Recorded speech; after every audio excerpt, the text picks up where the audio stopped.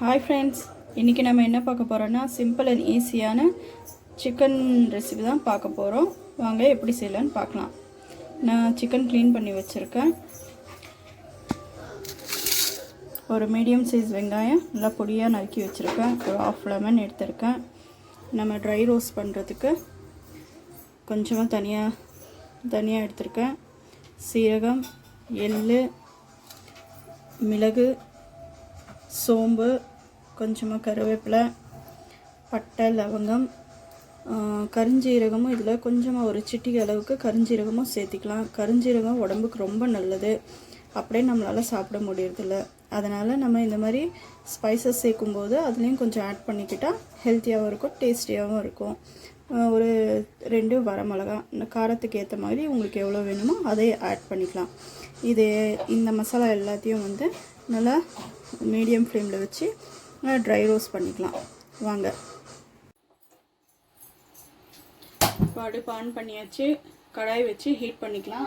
Heat பண்ணதுக்கப்புறம் இப்போ நம்ம எடுத்து வச்சுருக்க ஸ்பைசஸை ஒவ்வொன்றா எடுத்து மீடியம் ஃப்ளேமில் வச்சு நல்லா ரோஸ்ட் பண்ணிக்கலாம்.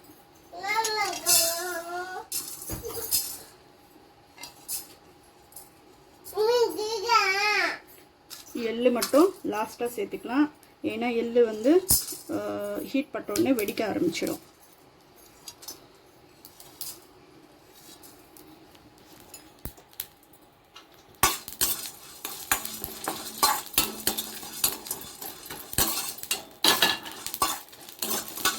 கொஞ்சமாக லைட்டாக ஹீட் பண்ணிக்கலாம் போதும்.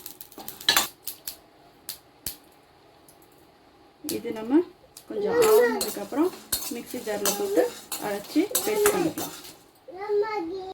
இப்போ நம்ம மிக்ஸி ஜார் எடுத்தாச்சு. ட்ரை ரோஸ்ட் பண்ணி வச்சுருக்கிற ஸ்பைசஸ் எல்லாம் ஆட் பண்ணிக்கலாம்.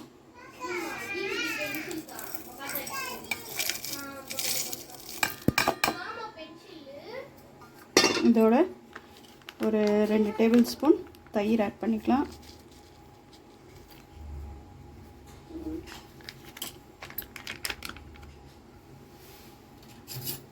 இதோட கொஞ்சமாக மில்க் பவுடர் ஆட் பண்ணிக்கலாம், 1 ஸ்பூன்.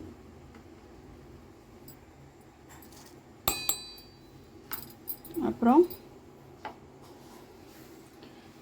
கேஷ்யூஸ் நான் ஊற வச்சுருக்கேன் தண்ணியில்.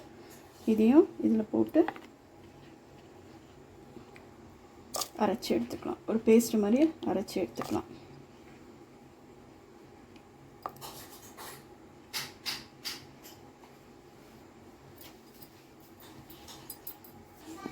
பாருங்கள், இதை ஃபைன் பேஸ்ட்டாக அரைச்சி எடுத்துக்கிட்டோம். தேவையான அளவு எண்ணெய் ஊற்றிக்கிட்டோம்.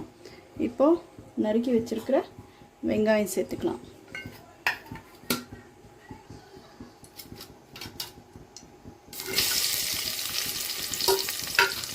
வெங்காயம் நல்லா பொன்னிறமாக ஆகிற வரைக்கும் வதக்கிக்கலாம்.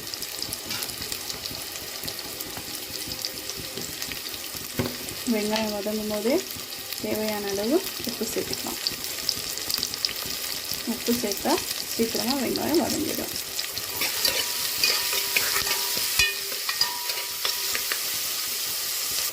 பாருங்கள், நல்லா பொன்னிறமாக வதக்கிட்டோம். இதில் தேவையான அளவு இஞ்சி பூண்டு பேஸ்ட் சேர்த்துக்கலாம்.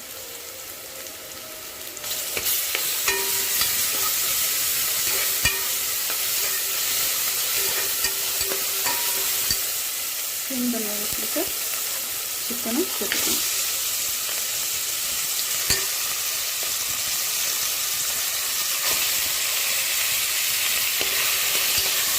நல்லா கிளறி விட்டுக்கலாம்.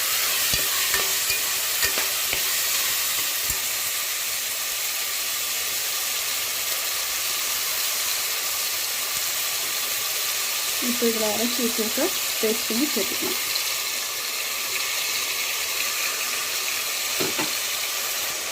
பாருங்கள், மிக்ஸி ஜாரில் கொஞ்சமாக தண்ணி போட்டு அலசி எடுத்துக்கிட்டேன்.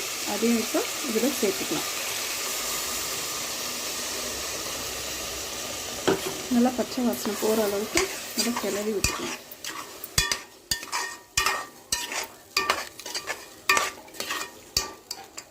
இப்போ இதில் கட் பண்ணி வச்சுருக்கிற ஹாஃப் லெமனையும் சேர்த்துக்கலாம்.